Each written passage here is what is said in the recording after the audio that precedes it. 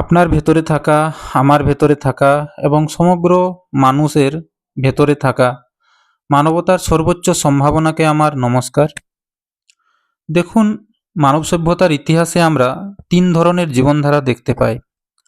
এক ধরনের মানুষ হলেন যারা যা চলে আসছে গড়পড়তা জীবন তাকেই জীবনের অন্তিম সত্য মনে করেন। তারা খেয়ে পরে ভালো থাকাকেই মনে করেন যে আর কিছু জানার নেই, আর কিছু বোঝার নেই।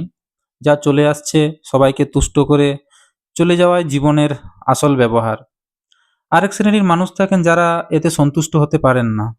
যারা বুঝতে চান, যারা জানতে চান এ জীবন কি? কেন?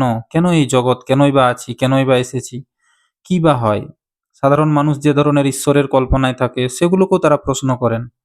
সাধারণ মানুষের সব ধরনের মান্যতাগুলিকে তারা প্রশ্ন করেন এবং বোঝার চেষ্টা করেন। দেখুন, এই খোঁজ দুভাবেই হয়। একটা বাহ্যিক জগতে পদার্থের সত্যকে আমরা খুঁজে বার করি এবং নিজের সুবিধাতে ব্যবহার করি, যাকে আমরা বিজ্ঞান বলি। এবং আরেক ধরনের সত্য থাকে আমাদের চেতনার সত্য। চেতনার ভিতরে ঢুকে মানুষের ব্যবহার, মানুষের কেন এরকম মানুষ এত হিংস্র হয়ে ওঠে, কেন প্রজাতির পর প্রজাতি মানুষকে বিলুপ্ত করে, কেন একটা মানুষ আরেকটা মানুষকে শোষণ করে, এই যে জিনিসগুলো খুঁজে বার করেন তারা অন্তর্জগতের বিজ্ঞানী। এদেরকে আমরা আধ্যাত্মিক, ঋষি, মুনি বা এসব বিভিন্ন ধরনের যে কোনো ইচ্ছা নাম দিতে পারি আমরা। তো এই ২ শ্রেণীর মানুষ সাধারণত খোঁজি প্রকৃতির হন, অনুসন্ধানী হন। তারা জীবন থেকে সত্য খোঁজার চেষ্টা করেন। আর আরেক শ্রেণীর মানুষ থাকে যারা নিজেদেরকে খুবই চতুর মনে করেন। তারা এই যে সন্ধানী মানুষ, যারা কিছু সত্য বার করেছেন, এই সত্যকে কাজে লাগিয়ে অন্যান্য মানুষদেরকে শোষণ করেন এবং তাদেরকে শোষণ করে নিজেরা ভাবেন যে আমরা শাসন করব অন্যকে এবং নিজের প্রভাব প্রতিপত্তি বিস্তার করেন।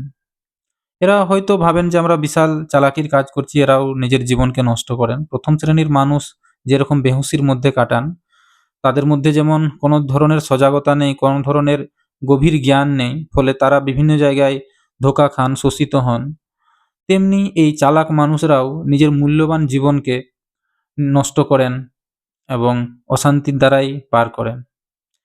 তো আমাদেরকে বুঝতে হবে যে এই যে জীবন সত্য, এটাকে যদি আমরা না জানি, দেখুন অ্যা পদার্থের বিষয়ে জ্ঞানটাও ভীষণ জরুরি। যদি আমরা উপনিষদ থেকেই বলি, উপনিষদ বারবার বলেছেন যে বিদ্যা ২ রকমের হয়, পরাবিদ্যা এবং অপরাবিদ্যা। তো এই দুটোকেই জানতে হবে, তবেই মানব সমগ্র রূপে মানবকে মানবের বহিঃপ্রকাশ হবে। তো এর অপব্যবহার তো ভীষণ হয়েছে। সে আধ্যাত্মিক ক্ষেত্রই হোক বা বিজ্ঞানের ক্ষেত্রই হোক। বিজ্ঞানের ক্ষেত্র থেকে একটা উদাহরণ নিয়ে বলি, যেমন যে পরমাণুর আবিষ্কার করলো, যে তেজস্ক্রিয়তার আবিষ্কার করলো, আমরা জানি রাদারফোর্ড হোক, মারি কুরি হোক বা অন্যান্য বিজ্ঞানীরা, তারা কিন্তু পরমাণু বোমা তৈরি করে কোনো দেশে ফেলার জন্য দায়ী নন। তারা অনুসন্ধানী ছিলেন, তারা সত্যকে খোঁজার জন্য ব্রতী ছিলেন, তারা সেটা খুঁজে বার করেছিলেন তাদের নিজস্ব অনুসন্ধানের দ্বারা। নিজের আন্তরিক খোঁজের দ্বারা নিজের ওটাতে তারা শান্তি পেয়েছিলেন। কিন্তু কোনো শিল্পপতি বা কোনো রাষ্ট্রনেতা সেই বিজ্ঞানের ব্যবহার কিভাবে করবে, সেটার দায়ী আমরা সেই অনুসন্ধানী মানুষগুলোকে দিতে পারি না। তো ধর্মীয় ক্ষেত্রেও এ ধরনের ঘটনাই ঘটেছে, যেগুলোকে আমরা পোপতন্ত্র বলি পশ্চিমের দেশগুলিতে, এবং মধ্যপ্রাচ্যের দেশগুলিতে মৌলবাদ বলি, বা আমাদের মানে পৃথিবীর পূর্ব প্রান্তের দেশগুলি যেটাকে প্রাচ্য বলি, এখানে যেমন ব্রাহ্মণ্যবাদের একটা বিশাল শোষণ ঘটেছে। যুগের পর যুগ বহু মানুষকে তারা শোষণ করে রেখেছে এই ধর্মের ধর্মকে হাতিয়ার করে, ধর্মের অপব্যবহার করে। তো এটা বুঝতে হবে আমাদেরকে। বিজ্ঞানের ক্ষেত্রে বা ভৌতিক জগতে যারা সত্য বার করেন, তারা যেমন দায়ী নন যে বিজ্ঞানের ব্যবহার কিভাবে হবে তার জন্য, সেইরকম আধ্যাত্মিক ক্ষেত্রে যারা আন্তরিক সত্য খুঁজে বার করেছেন, তারা দায়ী নন যে তাদের সত্যকে পরবর্তী মানুষেরা কিরূপে ব্যবহার করবেন। এটা সম্পূর্ণ তাদের দায়। তো এই জন্যই জানা দরকার, বাহ্য জগৎকে যেমন আমরা জানবো, তেমনি অন্তর্জগৎকেও জানবো। তাহলে আমরা একদিকে যেমন শোষিত হব না, তেমনি একদিকে আমরা একটা সুন্দর জীবনের উপহার পাবো। তো চলুন অন্তর্জগতের নিয়ে আরো একটু আলোচনা করা যাক। এর পূর্বে আমি ৩টি ভিডিও বানিয়েছি, যেখানে দুঃখের ৩টি স্তর এবং তার পরবর্তী ভিডিওতে সত্যের ৩ স্তর নিয়ে আলোচনা করেছিলাম। আপনারা সেগুলি দেখে নিতে পারেন, যদিও আমি খুব ভালো বলতে পারিনি। তো আজকে আমরা আলোচনা করব চেতনার ৩টি স্তর নিয়ে। দেখুন, চেতনা আমরা যে অবস্থায় ব্যবহার করি, মানে এই যে আমি কথা বলছি, আমরা ৩টি স্তরকে ৩টি নাম দেওয়া হয়েছে। একটি হলো জাগ্রত অবস্থা, একটি স্বপ্নাবস্থা, আরেকটি সুষুপ্তি অবস্থা। তো এই যে জাগ্রত অবস্থাকে যদি আমরা সংজ্ঞা দিই, তাহলে বলা হয় যেখানে ৫টি ইন্দ্রিয় সক্রিয় রয়েছে, ৫টি কর্মেন্দ্রিয় সক্রিয় রয়েছে এবং ৪টি অন্তঃকরণ সক্রিয় রয়েছে। ৫টি কর্মেন্দ্রিয় অর্থাৎ চক্ষু, কর্ণ, জিহ্বা, নাসিকা, ত্বক এগুলি। এগুলির দ্বারা আমরা বাহ্য জগতের সংজ্ঞান নিচ্ছি, বাহ্য জগৎ থেকে অনুভব নিচ্ছি এবং আমরা ভেতরে আমাদের সবকিছুকে গ্রহণ করছি। এবং ভেতরে যা কিছু প্রসেসিং হলো সেগুলোকে হওয়ার পরে আমাদের ৫টি যে কর্মেন্দ্রিয় অর্থাৎ হাত, পা এবং আরও ৩টি কর্মেন্দ্রিয়, এগুলি দ্বারা আমরা কার্য সম্পাদন করছি। এবং ভেতরে যে যন্ত্রগুলি কাজ করছে, যেগুলিকে আমরা অন্তঃকরণ বলছি, কর্ণ অর্থাৎ যন্ত্রই বুঝতে পারেন। যেমন এগুলোকে বলা হয় মন, বুদ্ধি, চিত্ত, অহংকার। এগুলোকে একটু বুঝে নিন, আমি যতটা পারি সংক্ষেপে বলার চেষ্টা করছি। দেখুন, অহংকার অর্থাৎ আমি এবং আমার ভাব, এটাকে আরো শুরু থেকে বুঝি। ধরুন, চোখ দিয়ে আমরা কোনো জিনিসকে আমরা দেখলাম বা কাউকে দেখলাম, তো চোখের মাধ্যমে সে আমাদের ভেতরে প্রবেশ করলো। ভেতরে যে স্মৃতি রয়েছে, স্মৃতি তাকে একটা নাম দিল। সে স্মৃতি কোথা থেকে খুঁজে নাম করলো? চিত্ত থেকে। চিত্ত অর্থাৎ স্মৃতির ঘর। সেখানে বিভিন্ন ধরনের অনুভব রয়েছে সেই নামের সাথে। আমরা পুরানো যেসব জিনিসগুলোকে অনুভব করি, প্রত্যেকটা নামের সাথে আমাদের এক একটা অনুভব জড়িত রয়েছে। তাহলে চিত্ত থেকে সেই অনুভবটা পেলাম। এরপরে অহংকার অর্থাৎ সে নিজের সাথে জুড়ে দেখছে যে আমার সাথে কিভাবে সে সম্পর্কিত, আমার ক্ষেত্রে ভালো না মন্দ, উপকারী না অপকারী, অর্থাৎ সে আমার নাকি অপরের, এভাবে সে বিভাজন করছে। আর মন, মন অর্থাৎ সে কল্পনা শক্তির সাহায্যে সে বিচার করছে, বিশ্লেষণ করছে।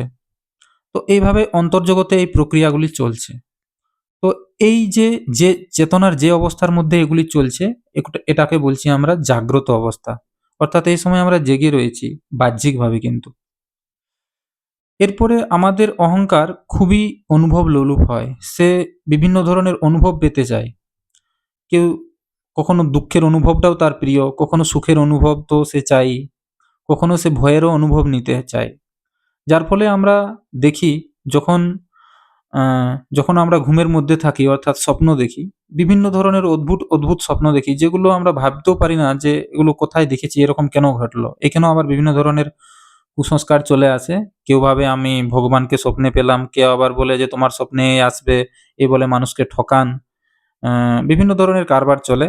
যে হোক, জানতে হবে যে এগুলো কোনো অদ্ভুত বা আশ্চর্যজনক ঘটনা নয়। জাগ্রত অবস্থাতে যা যা জিনিস আমরা এই যে ৫টি ইন্দ্রিয়র মাধ্যমে খেয়েছি, এগুলোই ভেতরে মনের সাহায্যে বিভিন্ন ধরনের কল্পনার দ্বারা বিভিন্ন রূপ নিয়ে থাকে এবং সেটি স্বপ্নের আকারে আমাদের সামনে প্রস্তুত হয়।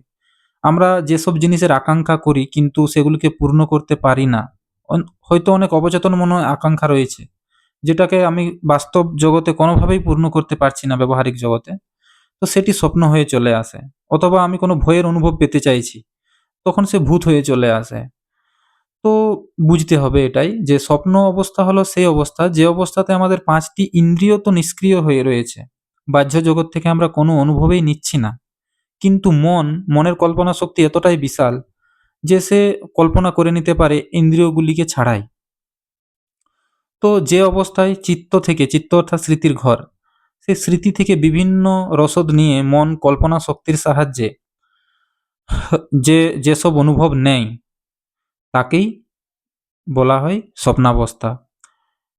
এটি হলো অহংকারের, আগেই বলেছি যে অহংকার বিভিন্ন ধরনের অনুভব পেতে চায় বলেই সে স্বপ্নের মধ্যে এই ধরনের অনুভবগুলি পায়। তো এই স্বপ্নাবস্থার পরে আরও একটি আমাদের চেতনার অবস্থা রয়েছে, যেটিকে বলি সুষুপ্তি অবস্থা। সুষুপ্তি অবস্থা অর্থাৎ তীব্র ঘুমের অবস্থা, যখন না স্বপ্ন রয়েছে, জাগ্রত অবস্থার অনুভব তো নেই, ইন্দ্রিয়গুলি যেমন সুপ্ত, এখানে মনও সুপ্ত। অর্থাৎ এখানে আমরা পুরো প্রকৃতির সাথে প্রায় একাত্ম হয়ে গেছি বলতে পারি।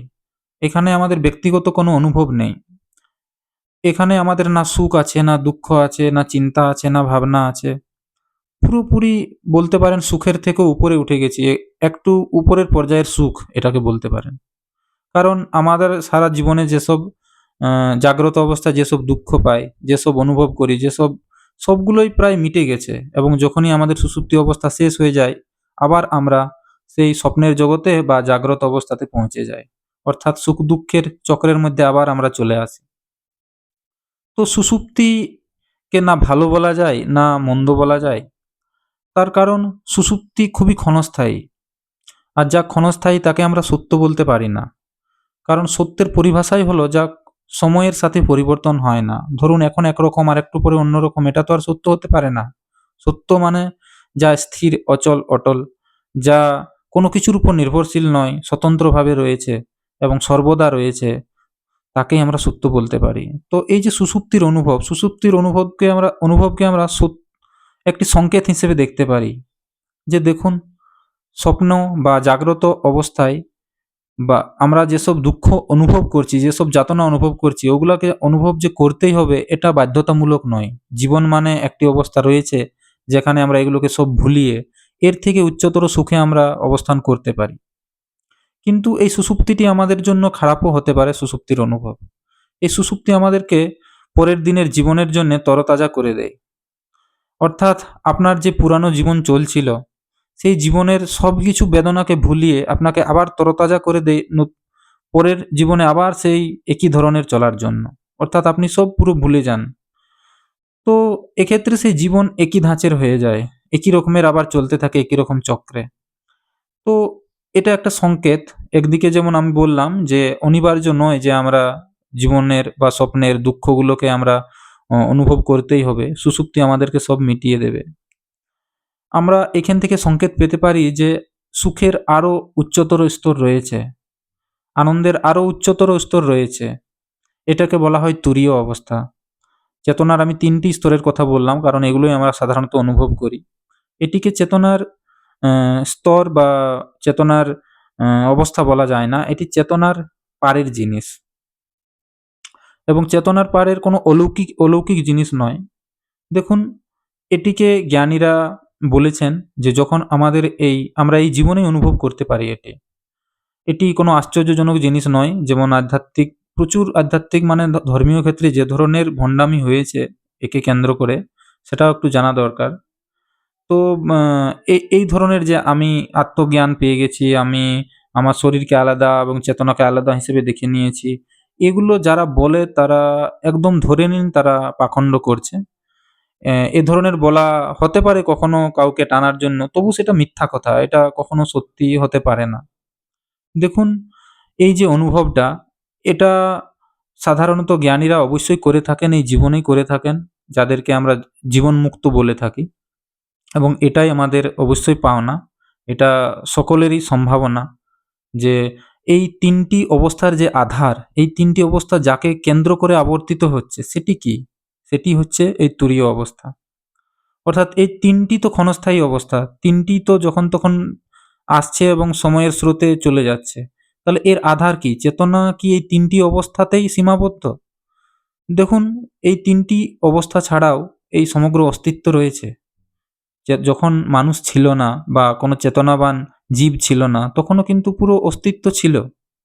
তাহলে সেই যে অস্তিত্ব, সেই অস্তিত্বের যদি আমরা কোনো চেতনা ধরি, যে চেতনার উপর ভিত্তি করে এই স্বপ্ন হোক, জাগ্রত হোক, সুষুপ্তি হোক, এগুলো আবর্তিত হচ্ছে। অর্থাৎ এগুলোর যে আধার, যে জিনিসটার উপর ভিত্তি করে এগুলো ঘটছে, সেটাকেই আমরা তুরীয় অবস্থা মানে জ্ঞানীরা তুরীয় অবস্থা নাম দিয়েছেন।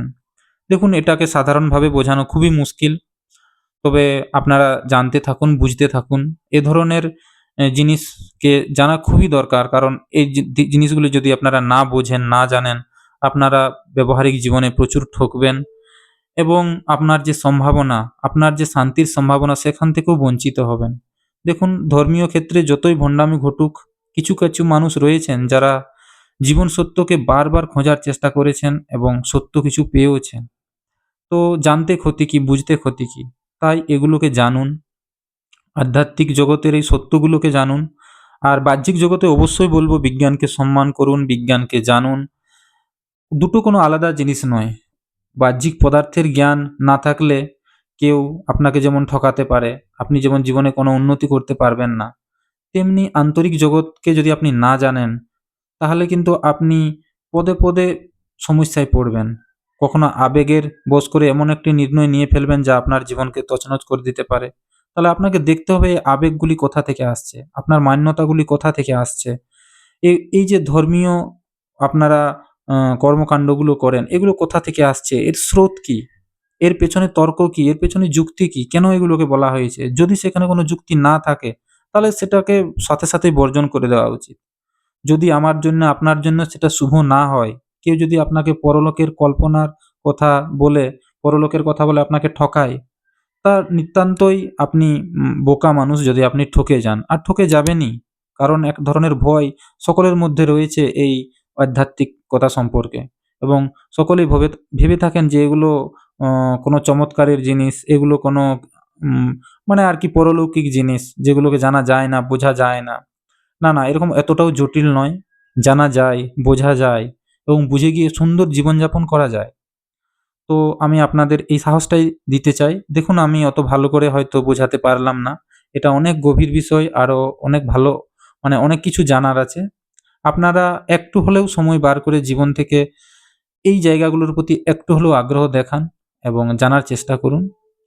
আর বলি, আমি স্বীকার করি আমি একজন ছাত্র। আমি যা শিখছি, যা বুঝছি, তা আপনারা হয়তো জানেন আচার্য প্রশান্ত, যার কাছে আমরা এই আধ্যাত্মিক জগতের যে শিক্ষা সেটাকে আমি জানার চেষ্টা করছি, বোঝার চেষ্টা করছি। তো আপনারা যদি হিন্দি বুঝতে পারেন, অবশ্যই বলব উনার শিক্ষার সাথে যুক্ত হন। উনি আপনাদেরকে আরো গভীরভাবে এই জিনিসকে বোঝাবেন এবং আপনার জীবনকে সুন্দর করার চেষ্টা করবেন।